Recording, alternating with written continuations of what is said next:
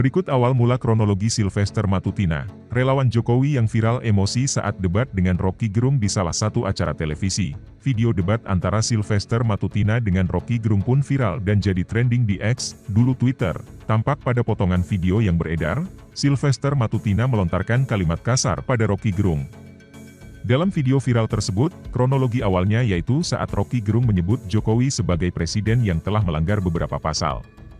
Tak terima dengan penjelasan Roky Gerung, Sylvester Matutina meminta bukti darinya. Mana, dia hanya muter-muter nggak bisa bukti, nggak ada ini manusia, ucap relawan Jokowi satu itu, dia hanya manusia pencundang yang sangat merugikan bangsa kita ini dengan kebohongan-kebohongan yang dia lakukan.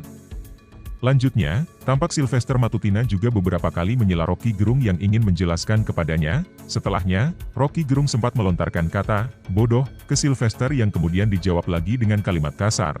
Kau bodoh kau, Bang Ed kau, balas Sylvester. Kemudian relawan Jokowi itu terlihat mendekatkan jarak dengan Roky Gerung sambil membisikkan kata-kata yang tak jelas terdengar. Download Tribun X sekarang, menghadirkan lokal menjadi Indonesia.